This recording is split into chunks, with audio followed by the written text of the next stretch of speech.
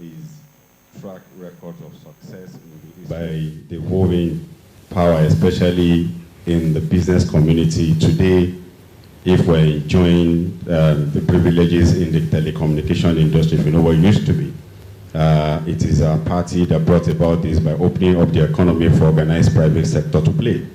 And you would have seen in the man flying our national flag, it goes about preaching economic recovery and also preaching devolution of power. So which means this party believes in the people and it believes power is to the people. Thank you very much. Thank you very much. Next will be the candidate of the Social Democratic Party. Thank you very much for inviting me. I believe the party is not going to be very relevant in this election. The ruling party.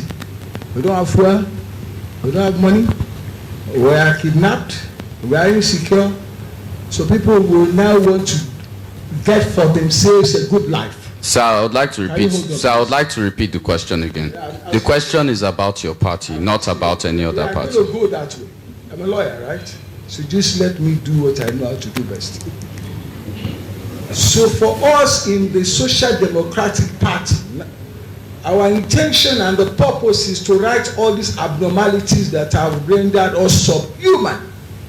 And you will remember that Moshood Kashima Abiola was the father of this party, and we all know as a fact that he won the election then. Our intention is to come in here and make sure that we fulfill Jeremy Bentham's definition of good governance, which is the greatest happiness of the greatest number. We'll give you health, we'll give you better. We'll ensure that you can move from point A to point B at any point in time. This is the slogan of the party, this is the purpose of our party, and we can assure you that we intend to deliver at this election. Thank you very much. Thank you very much. Our next question. So when a candidate decides to run for governor, he or she must select a deputy governor. We often forget the importance of this deputy governor and who will replace the governor in any case of unforeseen circumstances. Deputies are thought to be selected just to fulfill gender or religious balance, where they should be a representation of the gubernatorial candidate's mindsets and selection standards for his cabinets and the direction in which his government will go. We would like the candidates to explain to the viewers the criteria used in selecting your deputy governor. And we'll be starting with the SDP candidates. Thank you. Thank you very much for the question. Thank you very much. Selecting the deputy governor of the Social Democratic Party. Number one, me, I'm a Muslim, and I'm a man, which is very obvious. So we needed to balance it all by looking for a suitable lady to complement me, and necessarily a Christian. And the deputy governor of the Social Democratic Party is a Christian who had been a member of the Redeemed Church of Christ for more than 25 years. So we have it balanced there. We are not in this other mentality of Muslim. This is number one. Number two, she's also an Olorioba. She is the wife of the king of the Oba of Ekpe, and the reason for that is we want to believe that we require some kind of balancing. Me, I'm an academician, I'm a bureaucrat. She's a traditional person. So we can complement it, and this was the basis for choosing our candidates. And we can assure you that in my absence, she's cerebral, she's going to school, she's a retired teacher, and she's people-friendly. She will complement me when I'm there, even when I'm there in government. She has a very important role to play in the Social Democratic Party governance in Lagos State. She's the wife of the king of Ekpe, although the king says, Olorioba, we have issues there which I don't want to discuss. Thank you very much. Next is the PDP candidate. Thank you. All right, thank you very much. Sure, everybody would have seen in the nomination of my deputy a radical departure from the stereotype norm. When you speak of popular governors in Nigeria today, nobody knows their deputy.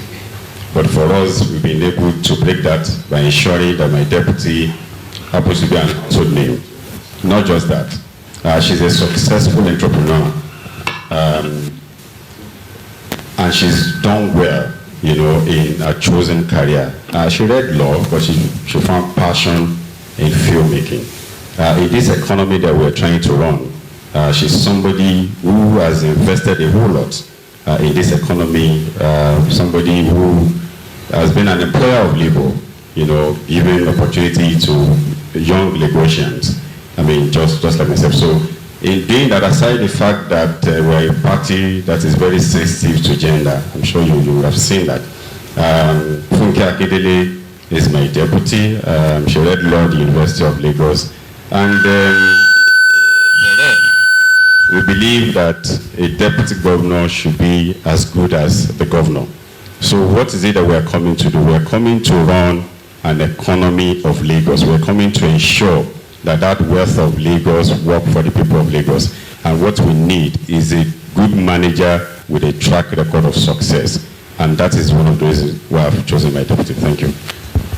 Thank you. The next candidate from NIM. Thank you. Yes, I describe myself as a nation builder and somebody who understands that the Nigerian political system is broken. And in choosing a deputy, it was very, very important and crucial that we were looking for someone who was not a traditional politician, somebody who could subscribe to the philosophy of societism, which really we believe that we must look after the whole range of our society. And so we picked Mrs. Azizat Dabiri Adeumi, who is an educationist and somebody who definitely is working with young minds and to really help us turn this society around. She is an administrator, and to that extent, we will work together as a fine team. I am someone who, in the various activities that I've done, I know how to pick professionals who are highly motivated and who are able to be team players who can work and encourage and inspire others. So you will see this once we have the opportunity to lead the administration of this state. Thank you. Thank you. The next candidate from the LP. Yeah, so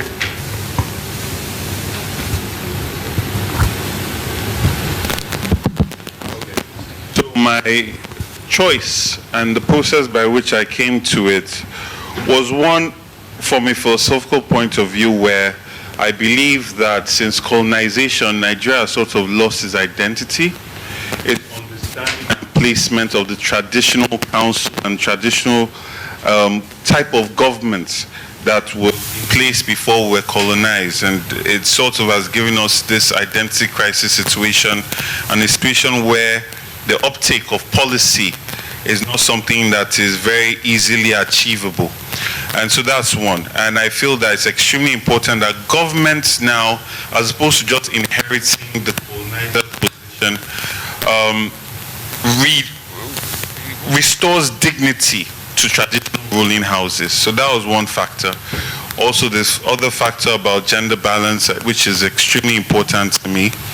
And also having somebody that's highly cerebral, has political experience, and sound manager. The choice for my deputy,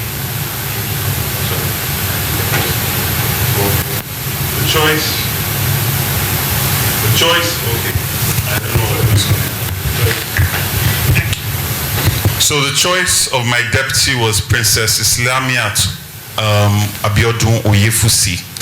She is the daughter of the late Ayobore of Ikorodu.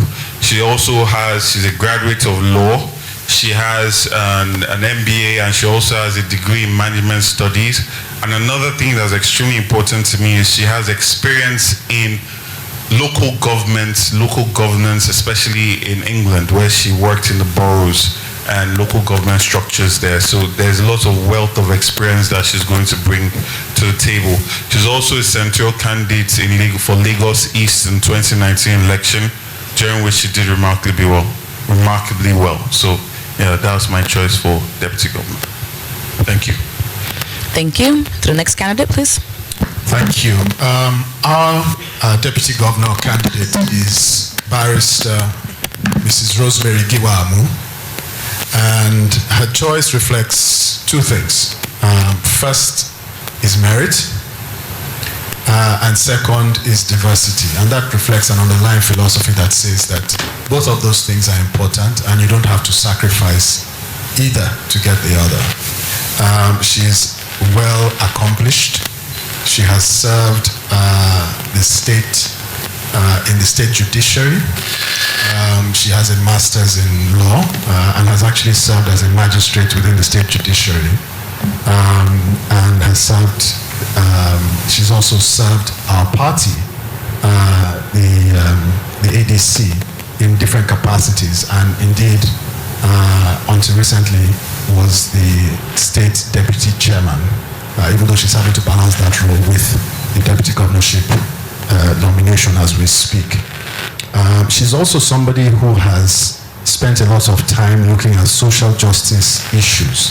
So she works with the Justice, Development and Peace Commission of the Catholic Church and has been very active in that over the years. And this is a body that looks at things like social justice, representation for people who cannot afford representation. So essentially championing the cause of the downtrodden. And I think it's important that as a philosophy, I think that if you have a diverse group, you make much better decisions. And I think she brings a great diversity to our team. And I think collectively, working together, the people of Lagos will be very well represented and will represent a broad spectrum of the interests of the people of Lagos. Thank you very much. Thank you very much. So the second question, of course, we'll start again from this side, going backwards. That's with the candidate of the ADC. Your second question goes thus. Section 42 of the Nigerian Constitution guarantees the right to freedom from discrimination on any basis, be it gender, ethnicity, expression, religion, or political opinion. How would you guarantee these rights in Lagos, taking note of the situation in private schools where no one is brought to book for mismanagement of children's lives, police harassment based on undue profiling, and manslaughter by agents of the law, also with consideration to gender disparities in levels of governance? ADC, sir. Okay, thank you. I mean, there are a number of different dimensions in what you've said. I think the first thing is to have a philosophy and a stance of government that says that human rights are to be revered and are to be defended wherever they need to be. Many of the things that you've talked about are actually criminal, right? So it's not as if we need laws against them.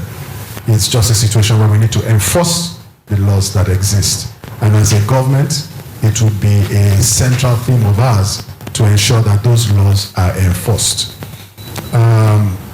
We think that even though as a policy, the state has taken the view that, we need to enable a proliferation of private schools to meet the shortfall in schools. We think that that is not inconsistent. In other words, you can at the same time still have a monitoring system that ensures that minimum standards are maintained. There should also be a reporting mechanism and an ombudsman unit within the government framework to ensure that whistleblowing, those kinds of reports are taken up very quickly and are pursued to their logical conclusion. I think for us as a government, if you recall where I started from, saying that we essentially want quality of life to improve across the spectrum, across the socio-economic spectrum. And it's important in doing that, and one of the effects of accomplishing that is that people's rights, which the poor are the most downtrodden, as you improve their prospects, as you improve their prosperity, their productivity, their livelihoods, you also deal with many of those deprivations that curtail their Thank you very much, sir. Your time is up. The candidate of the Labour Party. Thank you. So social justice is extremely important for us. It's one of the pillars on which we're going to build the new Lagos. And social justice for us is also about restoring the value for the Lagosian life, right? And this comes with monitoring, it comes with consequences, and it comes with enforcement. And this goes even to hospitals, where you can bring a person and then they just watch this person die in the reception, or they don't act effectively because there are no consequences to medical negligence, right? So we're going to instill feedback loops in all of these agencies across the state. Sorry, I mean sectors, not agencies, to create feedback loops where we gather data and monitor these product delivery and service delivery, sorry, and also enforce in relation to negligence. So from hospitals to schools to any facet of public service. We're also going to make the DPP, Directorate of Public Prosecution, robust, and there'll be commissions under it. There'll be hotlines, places that you can call to report police brutality, and any incidents like this, from medical negligence, police brutality, and any issue that challenges social justice. So we have rapid response from government that will see it all the way through. The idea is by the time we're done in 4 years, when people know that a Lagosian has come to get service, they will treat that person with dignity and respect, because if they don't, there will be consequences to it. Thank you. Thank you very much. The candidate of the National Rescue Movement. Okay, I did say earlier that our system is broken, and to a large extent, the politics is broken. Whatever you're experiencing in governance is what happens right from the political layer. And to my mind, we as a society have lost our ethical direction and our moral compass. And you can see it seeping through these things that you have mentioned. The laws are there. There's no law that you're looking for in terms of dealing with these issues that are not there. So as a government, we will be coming in to set an ethical direction to say, look, listen, as a people, we need to re-inspire and reorientate ourselves so that we know that if we carry on the way we're going, we are going to destroy ourselves. To the extent that things happen in a school and somebody looks the other way, or the thing is gone to court and then the judge looks the other way. These are things that are haunting our society. And I think we all owe it a duty to ourselves and to Almighty God to really say, let's turn around. We have to turn this society around, because where we're going, we're heading for the precipice. So at the end of the day, it's going to be this ethical dimension. We need an ethical change, and then we will enforce through that ethical direction. We will enforce everything that is meant to be enforced. And I think if the leader, if the administration sets the tone, everybody is going to follow. If we talk to our judges and we let them know that, look, listen, we want you to do your job. Whatever it is that is preventing you from doing your job, we will enable you to do it, and to do that job in such a way that we can all be proud of. I think we will start seeing a turnaround. Thank you very much. The candidate of the PDP. So for us, we're running a government that is going to ensure that the rights of the vulnerables in the society is looked into. We're going to ensure that we protect them. So for that reason, in our own manifesto, we are creating 2 ministries to what we have now. Ministry for Children's Affairs and People with Disability. People with disability in the sense that we now have to ensure they feel part of this particular society. And as a governor of Lagos State, I'm not going to give approval to any building that refuses to accommodate access, for the people with disability. And they're also going to be part of this whole. For Children Affairs, we're also, because we have to give them special attention to make sure that we have their government taking a very good care of them from the cradle, their health, their education, and the likes. Everywhere I go to, or my campaign trail, especially the grassroots, I usually say this to them. It's part of everything that I say every time. I say to them that, look, don't tell me I'm the one that pays my wife down, and because of that you hit your wife or you beat your wife.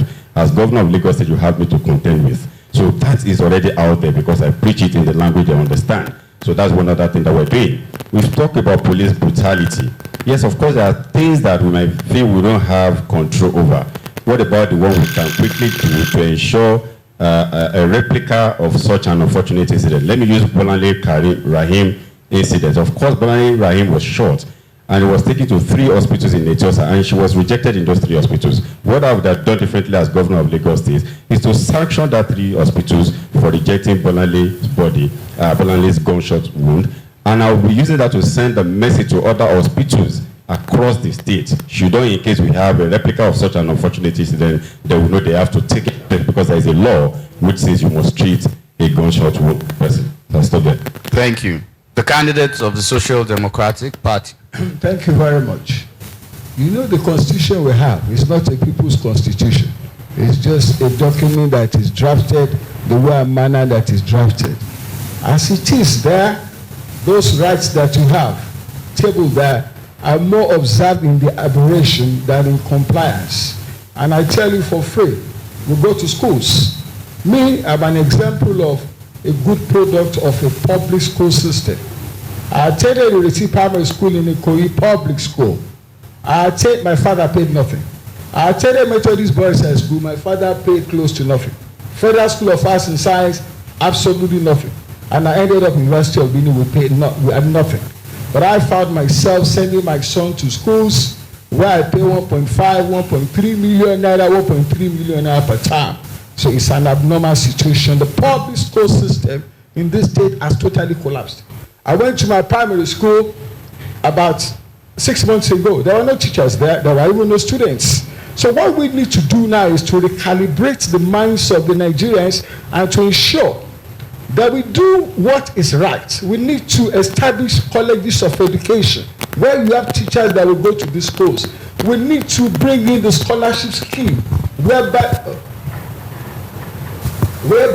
people can actually have their children in school at very minimal cost. Our public hospitals, how many government hospitals exist in this state, for example, that we can say is funded by government? There are very few. So all the problems we are having is because the government has abandoned the healthcare system to the private sector. And the primary responsibility deserves the private sector, man, is to make money. The Nigerian police, you know. Thank you very much, sir. You're out of time. Thank you. The next question. In Lagos State, sea level rise has resulted in significant ocean surges and an increase in the intensity of flooding episodes across major cities in the state, making it one of Nigeria's most vulnerable states to the effects of flooding. How do you plan to tackle the issue of flooding in the state? We'll start with the SDP candidate. Thank you. Flooding in Lagos State. You know this Equa Atlantic City they built there, the one very close to this place. The impact assessment shows that it was a wrong decision for some money bags to create a city for themselves without a city. Now what they did now is they have altered the ocean bed. They have altered it right from from Victoria Island down to Epe. So you see flooding. The flooding they did not experience before that city was put in place is what we now have. So the entire Victoria Island can go down because of the problem of this alteration of the alteration of the ocean bed. So what we need to do is to again look at the problems that have been created. The Lagos State Government Physical Planning Division, they have awarded land to people and they have built on canals. That's what is going on in Lekki and other places. So there is no water flow. The ocean, the gutters are blocked. So what we are going to do, we are going to re-energize the Ministry of Physical Planning. We are also going to work with the relevant institutes. We are not going to create anything. We are not going to bring in any new laws. What we will do is we'll work with what we have now and ensure that the water moves, because it's where there is water everywhere. And I can assure you, after 1 year of our administration, dovetailing into the second year, we are going to have a better city. But we are going to reappraise this Atlantic City because it is a major problem that we are having in Lagos Island. Thank you very much. Thank you, sir. And now for the PDP candidates. Thank you very much. I think we all know that Lagos is one of the sinking cities in the world because of peculiarity in the state of our state.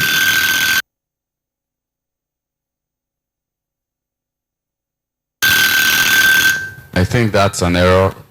Time will be back for that. So we start. Okay, I think our tech team should start the counter again so it could start.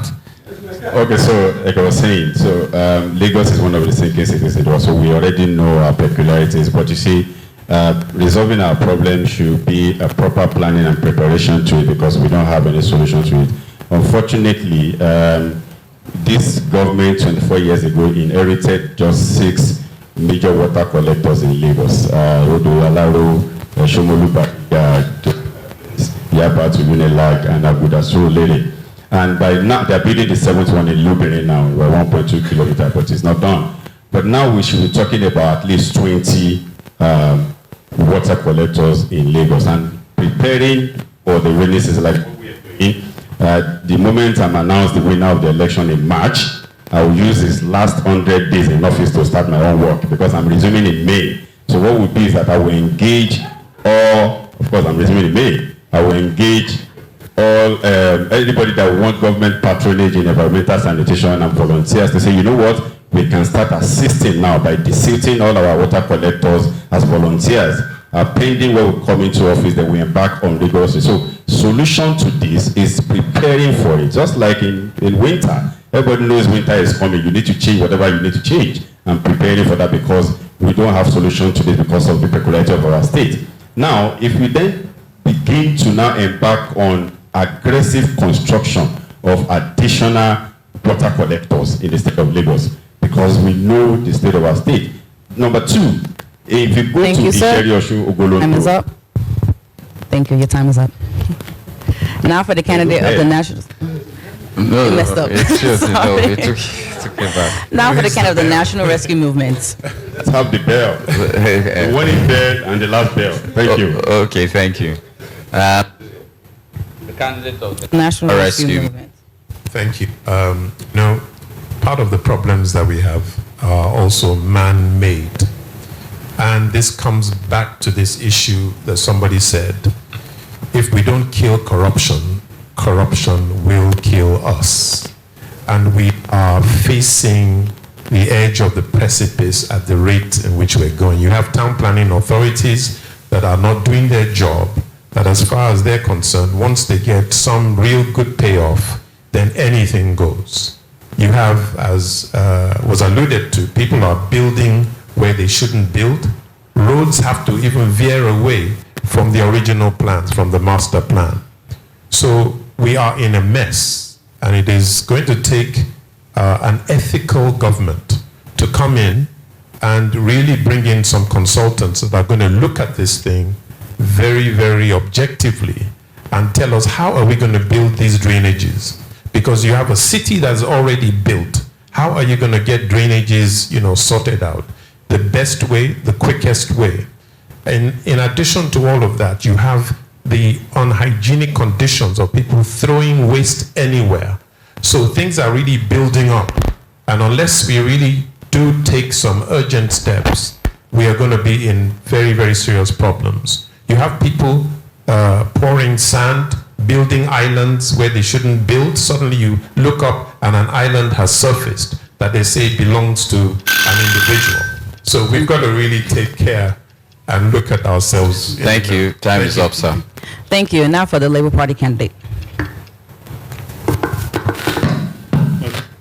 So as an architect, I'm uniquely positioned to be able to solve this problem. For me, it starts with the disrespect of or the lack of implementation of a proper wetland protection policy. Right? The wetlands are nature's natural reservoirs, especially in a coastal city. And even though some people might say Lagos is sinking, you look at most of the Nordic countries, a lot of them are below sea level. But with the way they've managed their water systems, they are thriving just fine. So for us, we're going to have a wetland protection policy that is sacrosanct to development and ensure that this is part of the urban planning for Lagos in general, right? Thank you. We're also, yes, so we have a wetland protection policy that allows, that will be sacrosanct to urban planning. We'll also make sure that we dredge our waterways and map out our waterbeds so that when we give people contracts to dredge sand from our waterways, it's done, it's data driven and is towards our longer objective, our long-term objective of actually creating waterways for water transportation. We'll also make sure that we turn Lagos State to a fully functioning zero waste state in terms of waste management. So we redefine in the minds of our people the idea of waste. It's not something you just throw away. In doing that, Thank you, sir. Thank you. And now for the African Democratic Congress candidates. Thank you. So I also have the view that this issue has to do with planning. I think that, again, we're a coastal city. We know that there's global warming. So we need to be planning for the effects of this over time and over a long term. One of the things that we do is to, in defining infrastructure for a mega city, one of the elements of the infrastructure is the environmental infrastructure. And that has to do with understanding how the environment will affect the city and what channels and so on you need to have in place to deal with that. And we need to have a roadmap for this component of our infrastructure and an understanding of what it will take us to fund it on an annual basis to deal with the issue involved. I agree with the wetlands policy. I think the other point that I would make has to do with our government reform agenda. You know, part of the issue here is not that people do not all the time know what to do, but often decisions are taken by people who have the responsibility within government, not based on the interests of the people. So where planning permissions are given to block canals or to block the natural drainages, a lot of the time this is done based on inducements, this is done based on, you know, extortion and those kinds of things. And we are saying that as a general principle, we're coming in to ensure that civil servants, public workers are well compensated, and once we pay them well, we will then insist that they do their work. Your time is up. Thank you. Thank you, everyone. Thank you to the candidates. You've been timely with questions. I must commend the quality of candidates Lagos has available. I must also commend the audience for keeping the House in order. Your third question, and we of course will be starting with the candidates of the ADC. Local government autonomy rides on the back of a restructuring model clamored for generally in the political landscape. FAC allocation to local governments in Lagos are nothing below 300 million naira per month. Even though this is divided by LCDs, we must place into context the high IGR, that's the internal generated revenue, of these LCDs or LGs. Local governments are the first handshake of democracy to the people. How will you in office be ensuring the free hand of the third tier of governance to enable and ensure all-round sector development in Lagos State? Thank you. Thank you. So the first thing, again, philosophically, we believe in decentralization. We believe that, you know, government should be close to the people, and that those that are close to the people should have the resources to do the work because they understand the needs of the people. That doesn't mean that the state should turn a blind eye or should be have no cognizance of what is going on. But if the people who are closest to the people have the resources to deal with the issues that the people face, I think we'll be in a better position. One of the historical issues that we have had is that we have not always had the capacity within the local governments to deliver that quality of governance. And as a result, or maybe as a direct part of that, resources have tended to be controlled at the center of the state. And you know that these local government elections are handled by state agencies, not by INEC. So a lot of the time what we've had is a situation where people at the center have essentially chosen people chosen people at the local government for reasons other than capacity, for reasons other than merit, on the basis of things like loyalty and so on. We believe that commensurate and at the same time that we're devolving resources to the local governments, we are also ensuring that the merit is the criterion for people rising to positions of authority within the local government. And we will have no other criteria other than merit. We're not interested in people who are loyal to us. We're interested in people who will do the work for the people. Thank you very much, sir. The candidate of the Labour Party. Thank you. I have to go on record to say that it's a disgrace that the Assembly of Lagos State has consistently turned down the local government autonomy bill. It's very unfortunate. For our government, the local government will form the foundation on which our government will rest, because all our policies will be coming from a robust local government structure. We'll also be giving them back responsibilities in terms of revenue generating, such as advertorial responsibilities and benefits in terms of revenue generation that has been usurped by the state. All our programs, whether it be employability skills that I want to give our youth, waste management, waste to wealth processes, everything will be domiciled at the local government, because we believe that would allow for a very solid uptake for these our policies. We also feel that having potential governors as local government chairmen will be visionary leaders, will be able to actually turn local governments around, and that has been lacking. Like Mr. Doherty said, you have a situation where they are rewarding political lackeys with local government positions. That will not be the case with us. We want high performance, high thinking visionaries as local government chairmen, and they will champion development at that local government, which will make my work a lot easier. Thank you. Thank you very much. The candidate of the National Rescue Movement. You know, we often vilify the 1999 Constitution, but there are parts of that Constitution that really we need to hold very, very tight. One of which is it's enshrined in the Constitution, the local government rules, the rules of local government, which are really basic education, adult education, vocational training, the marketplaces, the advertorials, roads, all the very, very important things that affect you and me are within the purview of the local government.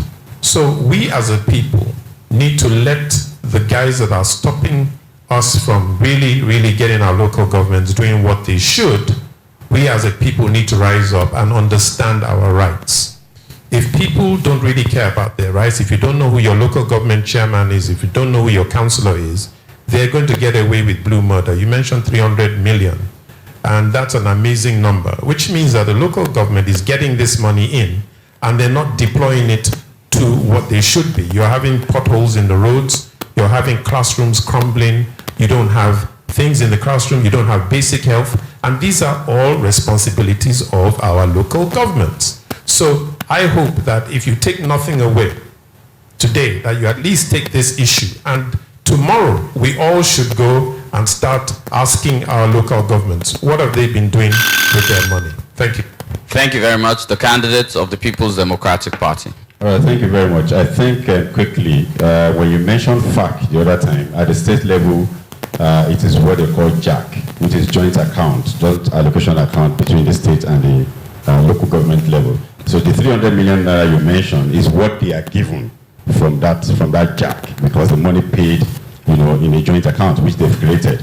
Now, and with that, you see, if you want to decentralize development, just like what we have now, everybody's coming to the center. If local government works, you see people staying where they are to do their business and to do whatever it is they want to do. But what to do, in giving that name autonomy, even if you don't even want to let go the jack of a thing, because for me, as the governor of the state, I would look at, because I've had privilege to go everywhere and I've seen that local government roads are in terrible shape. If they get 300 million shared among 3 local government, LCDA 2 on 1 local government, as the case may be, in the other case 6. So in this case, there is nothing happening after payment of salary. Everything at the center. taxes that is supposed to be collecting is already harmonized in the name of harmonization. So all of the things have to return back to that grassroots so that we can make the state work. So some of the things that I will do as governor of Lagos State, as local government chairman, if your road is not fixed, I will fix it for you. And I will deduct the money the same way we fix federal road and ask for refund thereafter. By so doing, we will quickly ramp up development in the state. So I am of autonomy, and it has to be real. Even if you want to do jack, you must provide leadership. Leadership is the missing link here. Thank you very much. The candidates of the Social Democratic Party. First and foremost, you have been speaking about local governments. In Lagos State, we have not just local governments, but LCDAs. And this is where the problem comes from. Because money comes from the center to the local government by way of direct allocation. But when it gets to Lagos State, it has to be cannibalized. Because the number of people who are supposed to have this money, what they have on the ground is more. This is the genesis of the problem. When Tinubu created LCDs, if you can remember historically, President Obasanjo withheld the resources of the local government on the fact that that creation was unconstitutional. That unconstitutionality is what is still bedeviling the politics of the state. So if money comes by way of direct allocation, who takes the money? Because this is Ikeja, you have LCDA, you have LDCAs who will be money. So the money comes in, the governor gets the money, and he has to do some kind of fair allocation. That gives him a discretion that the Constitution does not envisage. This is where the problem is. So what we now need to do is to again reappraise these LCDs and compartmentalize them within what the Constitution wants it to be. So when the money comes into the state, we can then do some kind of allocation within that particular bracket. So we don't give the governor the discretion that he has now in managing local government funds. What happens now is the money comes to him and he gives to the local governments, the LCDAs, whatever it has. The Constitution does not give him that discretion, and I will reappraise it and I will stop it. Thank you very much, sir. Thank you. And the next question. Access to affordable quality housing is a major challenge faced by many young people in Lagos State. No question, I mean. From the top. Okay.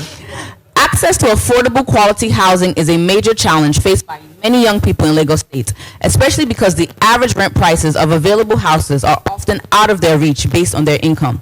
Bearing in mind that it has been estimated that Lagos State needs about 4 million houses to deal with the housing problem, if elected, how do you intend to fix this challenge and make quality housing affordable for young people and citizens in general? We'll start with the Social Democratic Party candidates.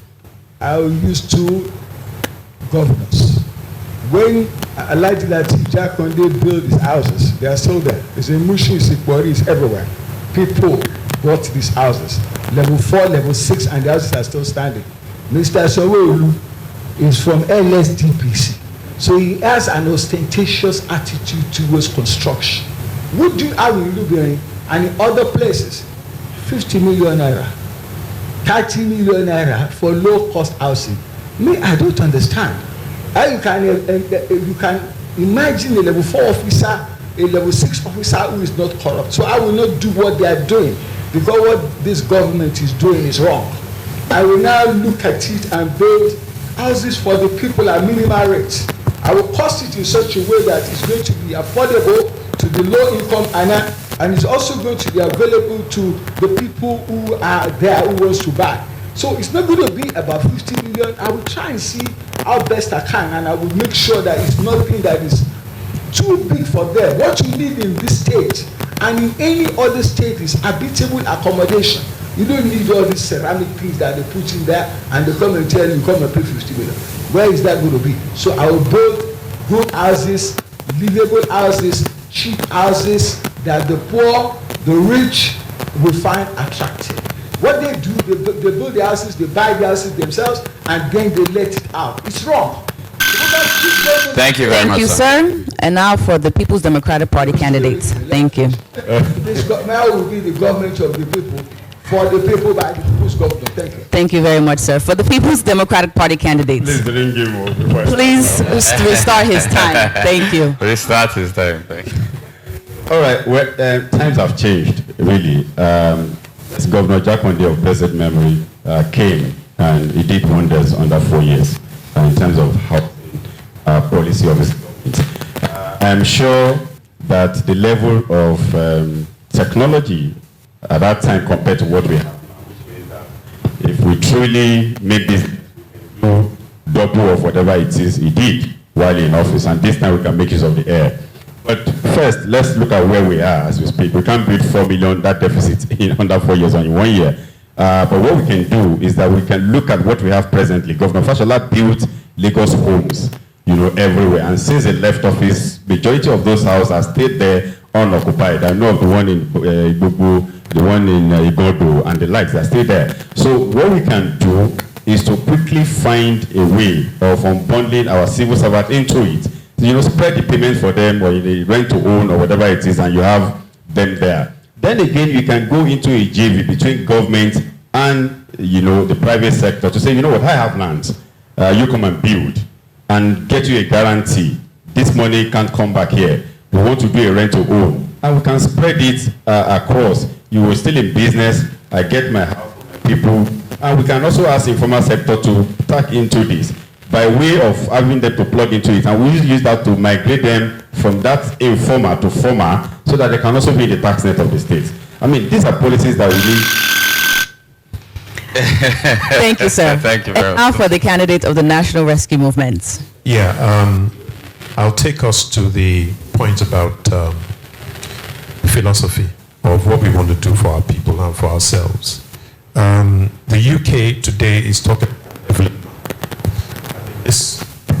in this leveling up initiative. What they're doing is that they're looking at the whole of the UK, and they're looking at places where these places are really downtrodden, because everybody needs to, come up so that society, if we take that view that we really want our people to be happy, it will inform what we're doing. So what we will do is that we will try and kill so many birds with one stone, and look at the rate at which people are homeless, and you look at the young people that are working and cannot afford their own homes. We will ensure that we have low-cost housing that has the principle of habitat.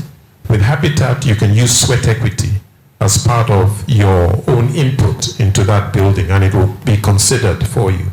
We will also look at farm settlements and, spread out to places like Badagry, Ekpe, Ikorodu, and have mixed dwellings there, so that at the end of the day, you have people, you have employment, and you have shelter, all coming up together as one. If we want to really, truly help our people, if the purpose of government is people's welfare, we can get it done. Sir. Thank you, sir. And now for the candidates of the Labour Party.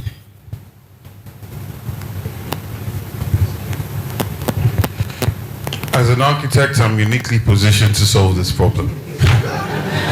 So first of all, we're going to start with the foundation of a statewide rail transportation system that opens up the Lagos West and Lagos East. We're going to look at land titles and giving it to indigenous communities so developers can work with them directly. This will improve the speed at which projects are done. We'll also take out all the bottlenecks involved in urban planning and getting your proposals from the state. We're going to make it as digital as possible so that you can get your planning and it can be surveyed, and you can have surveillance on it constantly going with GIS, so you don't really have to interact with so many people, taking out corruption from the system.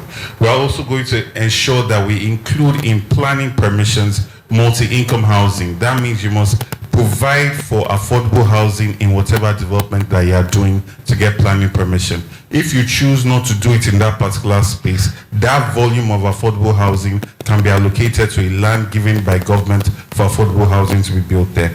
We're also going to look to ensure that we use innovative technology, alternative means of construction to be able to create affordable housing, and also make sure that,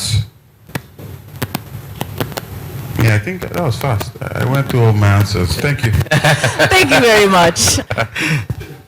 And now for the African Democratic Congress candidates. Thank you. So I think the fundamental problem that we have here is that the scale on which government has thought about this problem is wrong. They've thought about it on a scale that is too small. So we have the government coming and saying, beating their chest and saying we built 200 homes or 300 homes. And this is not what Lagos needs. Lagos needs affordable housing in the tens of thousands, possibly more. And so the scale on which we think about these projects it needs to be much bigger. Now, in working with the private sector, I have run 2 pension funds. So I know that there's a lot of money that is out there to fund the development of affordable housing. There is a lot of money. The pension industry is about 15 trillion naira. What the pension industry needs, and providers of capital, is not just local capital, international capital as well, need is the right institutional structures for government to do that which is government's to do.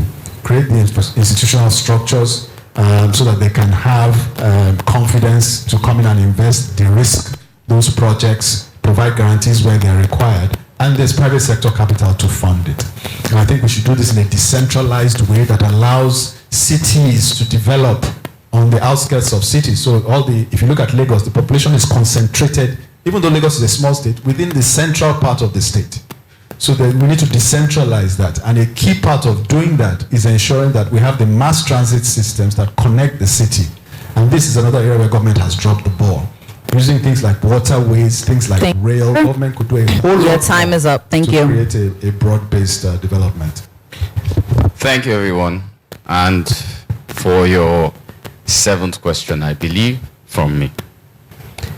Nigeria's commercial capital, Lagos State, is a coastal city of approximately 20 million people, occupying 1,171 square kilometers of land, 40% of which is made up of water, while 60% is land. Almost 22% of the water bodies are lagoons and creeks. Nigeria imports over 1 million metric tons of fish yearly and produces about 1 million metric tons, with Lagos doing 100,000 tons yearly from aquaculture. What is each candidate looking at to make fisheries a major part and use of its natural resources, considering Nigeria's importation of fish at a very high level? Thank you. The candidate of the ADC. Well, I mean, I think that as a general policy, government will support.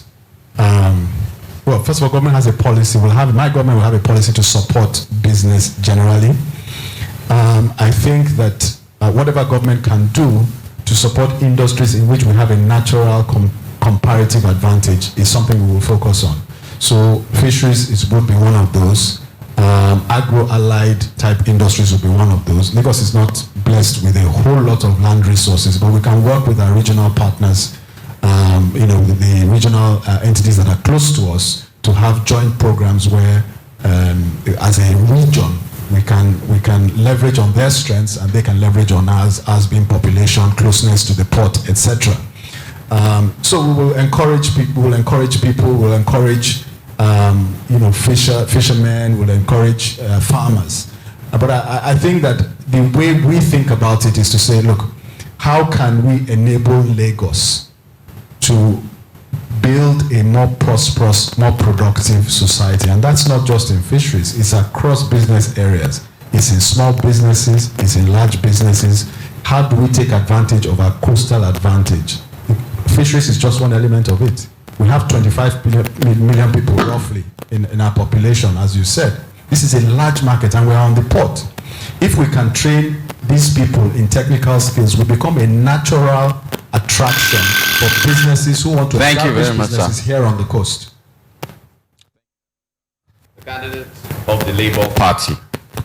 So for us, we'll be looking to extend and expand the value chains of fisheries across the state and use the comparative as well, because a lot of our water is extremely dirty. Adding organisms that will help clean our water, mollusks, bottom feeders into our waterways. So our water is a lot more attractive for the tourist industry as well. So when you do this, you can also start to get funding from the EU, from the international community to be able to create this kind of preservation. Thank you. Thank you also for being timely once again.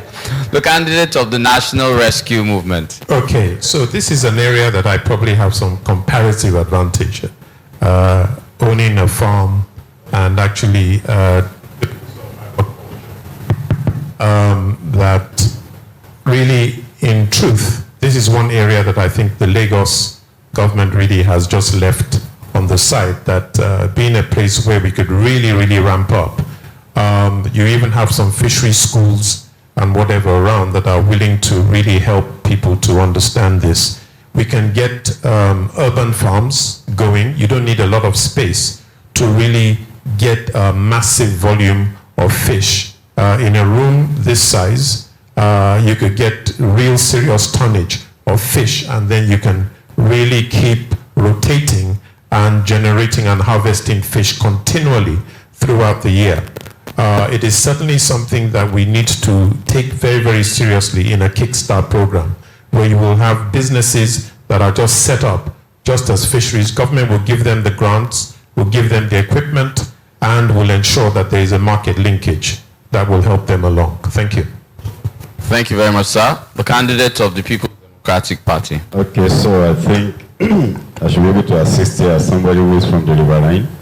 But before I go there, let me quickly say that Lagos land area is not 1,000 something, it's 3,577. I don't know if I'm not mistaken. Quickly, in our blueprint, what we have is aquaculture. We don't have agriculture because of the peculiarity of our state. And what that means is that, let me give you the practical solution. In Epe, in Badagry, in Ibeju, in Ojo, where I'm from, all these riverine communities, you have fishermen regularly. So what we need to do as a government is to first ensure that we clean up the water for them.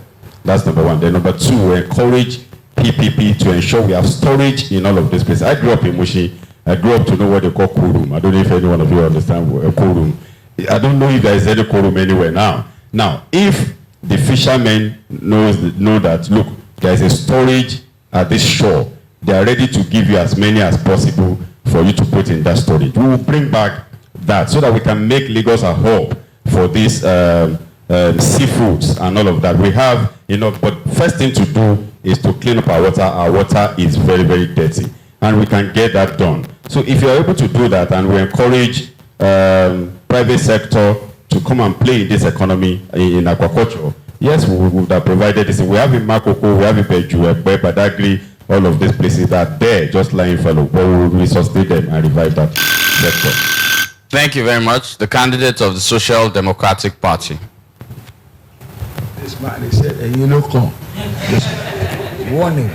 He should behave himself here, Jando. Listen, you see, when you talk of fish now, you don't even need to talk of any seawater.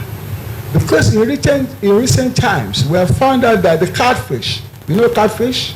The one we use for pepper soup, and the one we use to make okra and all those things, when it is dry, you don't even need anything like that. You can actually do it on the surface by building in tanks and going through a water treatment process. This one is the key to fisheries, as I understand it. So I am going to encourage that. I will make sure our body youth population, give them facilities, give them loan, SMEs, to invest in that. That's number one. But going back to the water, remember, what do they call this? Obokun fish. Obokun fish is the one that you find in Jando's area. That's the one on the water bed itself. It's called Obokun. It's a Lagos State delicacy. You understand? If you go to Ekpe, you will see all those women there buying different types. So those fishes, they are still alive. You're bouncing like this, bouncing like bouncing. So you buy it even live. It's fresh fish.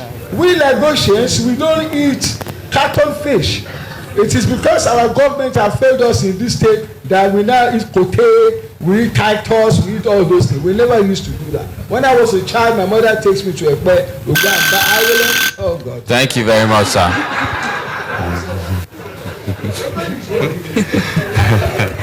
And now for the next question. Lagos might be considered the entertainment capital of Africa, with beautiful beaches, an amalgamation of cultures, and restaurants popping up on every corner. Almost every up-and-coming musician still sees Lagos as the goal. We have just held the 7th Lagos Marathon. Every December, we get dirty. However, we have not been able to capitalize on tourism.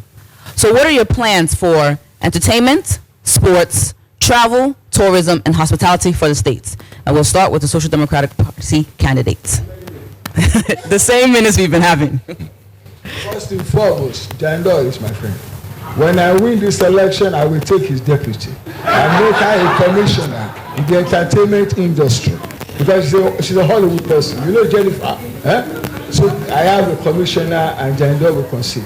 Now, more importantly, you can find out that the world is about tourism.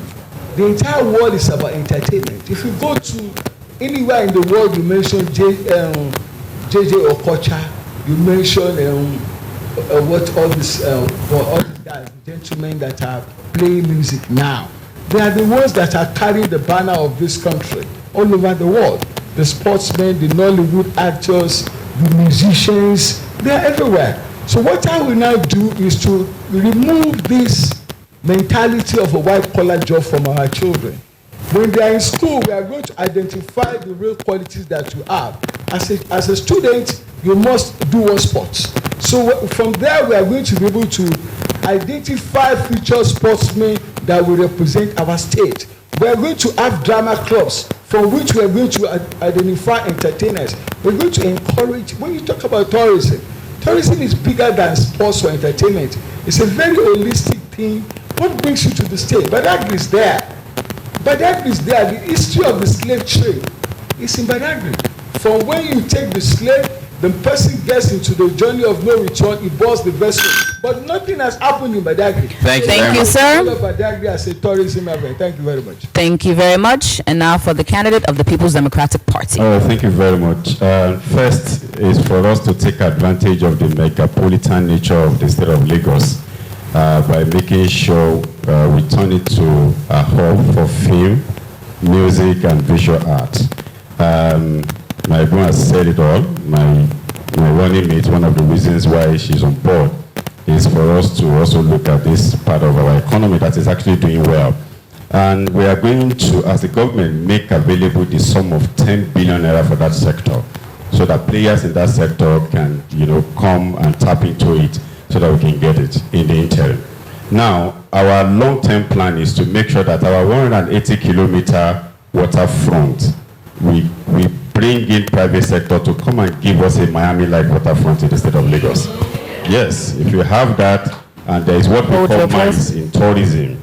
If you have a place for meeting, international conferences, exhibition, and everything, you see a lot of people coming in here to do business in this sector. So we have solution for that already. On a weekly basis, in all those restaurants that we mentioned, we'll be having small events to perform, and I'm sure when we win, I'll be playing one of the restaurants. Thank you very much, sir. And now for the candidate of the National Rescue Movement.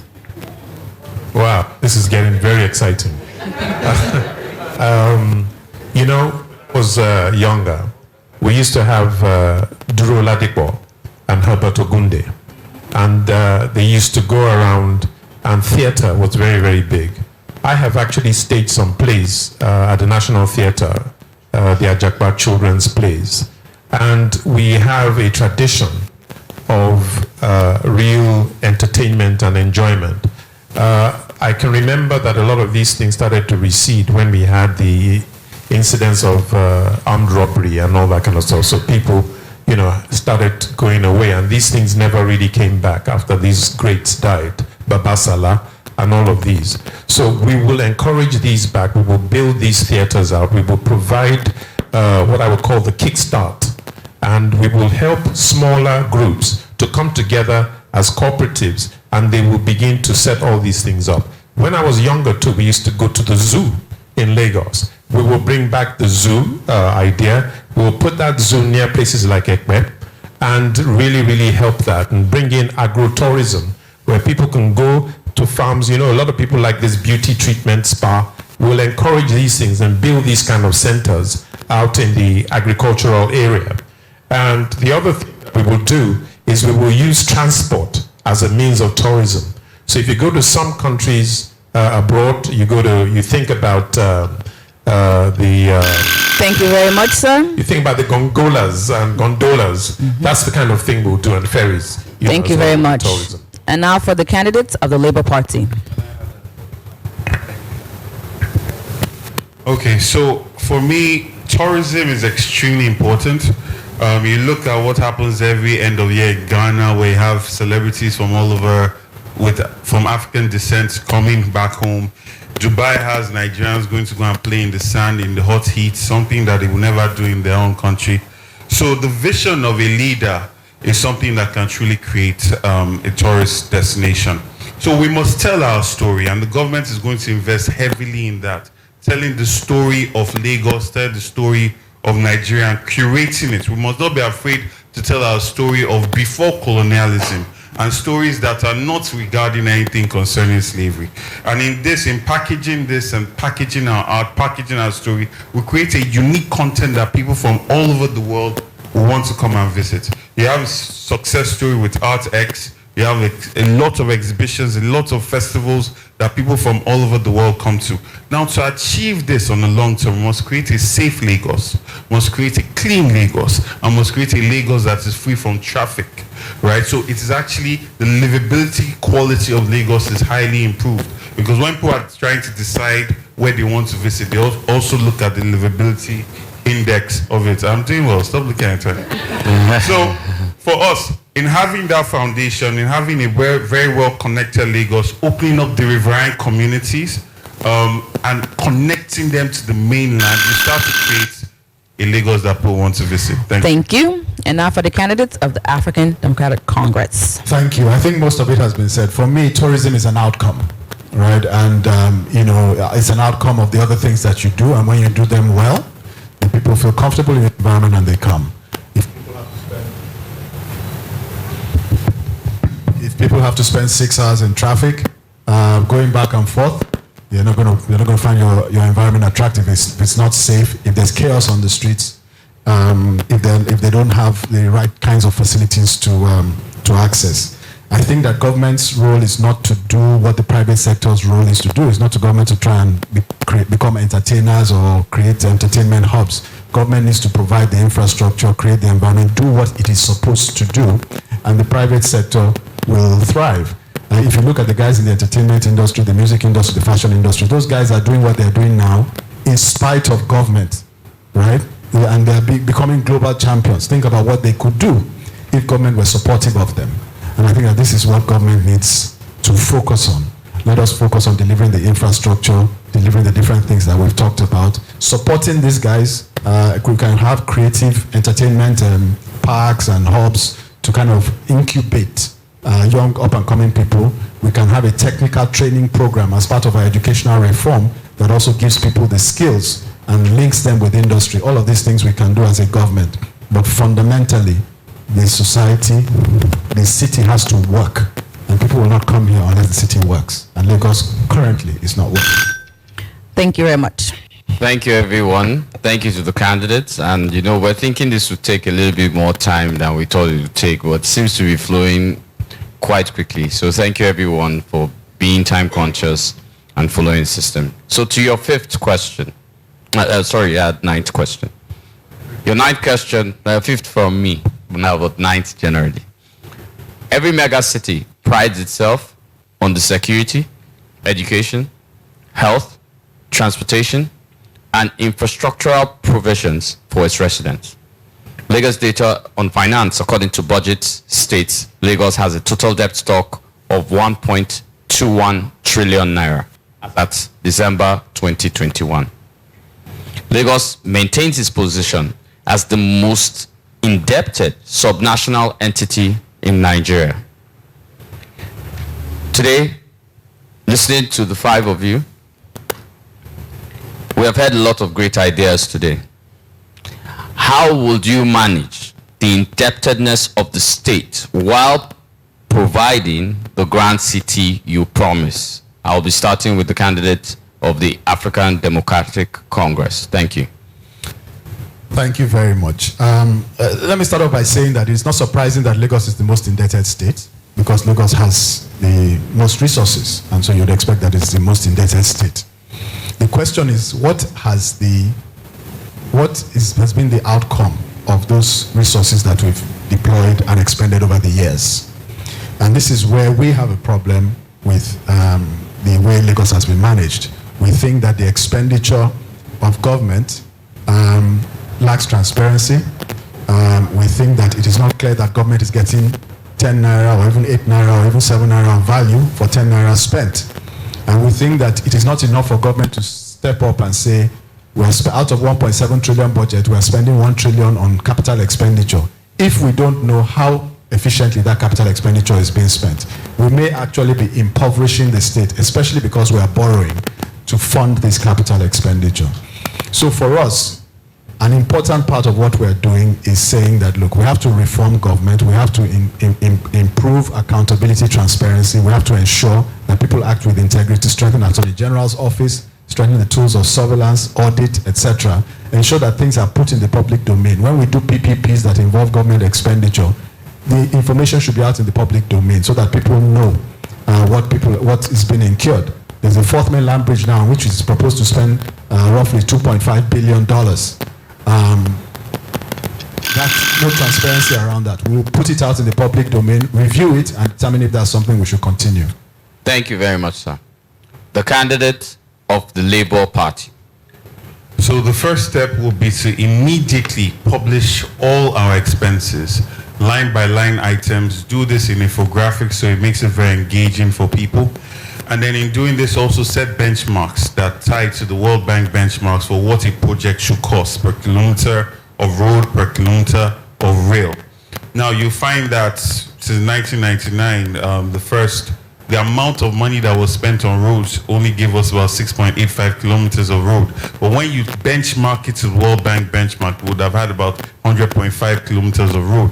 So we had an opportunity cost of over 90 kilometers of road. So these are things that we need to change in relation to also plugging these loopholes. Will then open up the Lagos West and Lagos East corridor so we can start to have more people applying for C of Os, generating more income from that. There's also a lot of land that has been misappropriated by this government. No value was brought to the state's treasury. We're going to look into that as well and free up those lands, because that is value literally being tied down and sitting out. So by freeing that up, we also generate revenue for the state. Another important factor for us is we're not going to tie the development of Lagos to the purse strings of Lagos State. We're going to create an enabling environment, a government of platforms that allows the private sector and people to invest in a lot of development that we're doing. We have no interest in sharing money or stealing money or taking 1.2 billion to do a rail line that's taking 14 years. Thank you very much. Yesterday and nobody's using tomorrow. Thank you very much. The candidate of the National Rescue Movement. Yes, it may surprise. Apart from debt, Lagos also gets grants. It's amazing that, you know, if you don't have good financial stewardship, what you tend to do is, look, you just go borrow because you can. But when you really break these things down line by line, if you're looking even at the audited accounts of Lagos State, you will be surprised to see that there's some line items, and you wonder what the Vehicle Licensing Authority is doing with billions of naira. So at the end of the day, you also look at the rate at which they are performing, the performance of the budget. Sometimes it's 60%, 70% performance, and then you're having all this borrowing, and you can't even implement what you're borrowing the money for. So there's a lot of distortion that's going on, which we would need to then look at. But overall, in order for us to manage the debt, of course, we're going to have to raise revenue, significantly raise revenue. There is an opportunity when you look at the level of poverty that's in the state. China was able to raise hundreds of millions of people out of poverty by really going down and creating and establishing cottage industries. So we will do that so that we grow the revenue massively, like 3x, 4x. And that way, that would also help us to remove and reduce the need to go borrow. Thank you very much. The candidate of the People's Democratic Party. All right, thank you very much. I think if I get your question very right, is in spite of this huge debt, how do we intend to turn around or to do everything that was promised? Yes. Okay, yes, of course, we know that Governor Sanwo-Olu alone has borrowed 284 billion in 3 years plus of his administration. As at the last quarter, Lagos local debt is 797 billion. Okay, if you put the external debt, that's where we come to 1.2, about 1.3 as a matter of fact. Now, what do we need to do? We need money to quickly come and do something. So when we get into office, if you are into real estate, you know it takes about 2 to 3 years before you can get a CFO out or paper approved for you to build. It's that bad. But we're going to adopt a method adopted by a governor in Southwest, Amoso, as a matter of fact, which says in 1 month, I'm going to give you your CFO, pay this amount of money, fixed rate, and if you do that, we'll get more money, because 20% of over 6 million houses in Lagos are CFO. You can see the huge gap. If we get that, then there will be that paper with people who can use it to get loan from the bank, to finance a project, to do a whole lot. And if we're able to do that, the real estate economy will boom. The chain of jobs that you see, they will grow the economy, and we have more money to do. That is a low-hanging fruit for me as governor. So as I'm coming, I look at the backlog that we have. How do we fast track and quickly get people their papers and get money and grow the economy? Thank you. Thank you very much. The candidate of the Social Democratic Party. Lagos is not a mega city. Lagos is not a mega city. Lagos has fulfilled one of the preconditions of being a mega city. We need to get this right. And that is the population. After population, you have a checklist of what the city will fulfill to be a mega city. And I say this with all sense of responsibility, because I was part of the people that drafted the law, the policy control law, during the regime of Babatunde Raji Fashola, where I served as a commissioner, and I was actually the chairman of the committee that drafted that law. When I was commissioner between Fashola and Ambode, so that is not correct. Owing as a debt state or nation is not wrong. What is important is, what did you do with the money that you borrowed? You can owe. In this state, what has happened is corruption has eaten deep into the resources of this state. And I give you a clear example. You can cross-check. One company exists here. It belongs to their political godfather and his cronies. It's called Alphabeta. A certain chunk of Lagos state revenue goes to Alphabeta. We are going to stop that nonsense, because it shouldn't be. It's nonsensical. If we have a revenue agency in our state, Lagos State Internal Debt, why do we get money? Thank you very much, sir. And checking from the Oxford Dictionary definition of a mega city, it simply states a mega city is a very large city, typically one with a population over 10 million. No other criteria. Dictionary. I'm telling you what it is, a dictionary. Thank you very much, sir. Thank you very much, sir.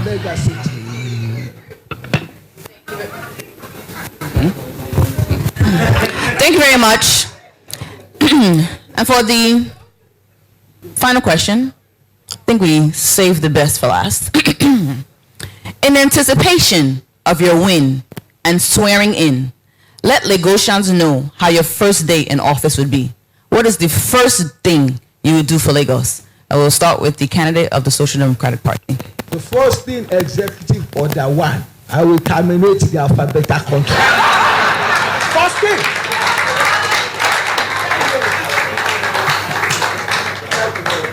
Thank you very much. And now for the candidates of the People's Democratic Party.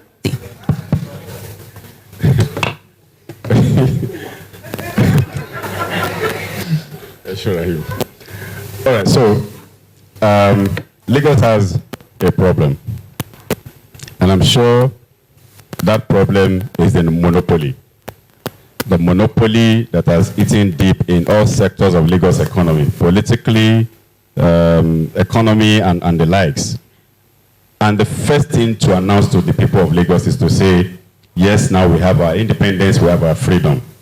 And by so doing, the first thing to do is to do an order. I won't waste my time to do order for that particular one. I'll use just a word pronouncement. To use my very first order and put a stop to all forms of harassment from Agboro on our streets everywhere in Lagos. First thing to do. And take them off my road and return to where they belong. That's the first thing to do. And if you're asking for one thing, that's one thing.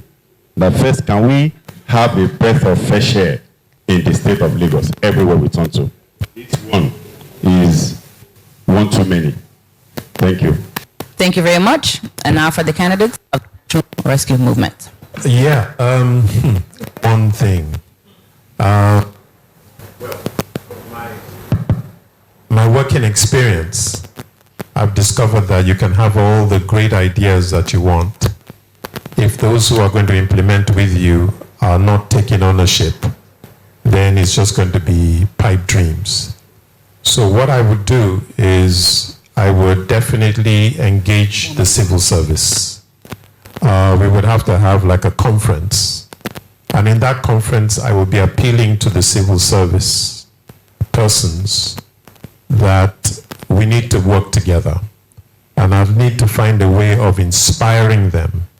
And based on whatever the protocols are, hear their problems, show them the manifesto, because before then I wouldn't have had the opportunity to show them the manifesto, let them critique it, let them take ownership, tell me what their problems are. We will resolve whatever those problems are, and then we'll get to work. Thank you. Thank you very much. And now for the candidates of the Labour Party. Well, by virtue of the order of this, I can't take the alphabet announcement anymore. But one of the things that we will do will be to announce that the BRT lanes are going to be open to the private sector. That you no longer have to be registered in the sense of having a monopoly, because that's what currently is giving in Lagos State, where you have people waiting for 30, 40 minutes to be able to get on a bus, and they're completely underserved. So we're opening up that lane to the private sector. If you have a vehicle that can take 30 to 40 people, you can use the BRT lanes, and I believe that Lagosians will be happy to hear that. Thank you. Thank you very much. And now for the candidates of the African Democratic Congress. The first thing I would do is to immediately commission a compensation survey for the civil servants and the public office holders to compare their compensation to their peers in the private sector as a basis for taking those salaries a reasonable level of compensation within a defined time frame. Because I believe that if you get government working right, then all of the policies and all of the things that we've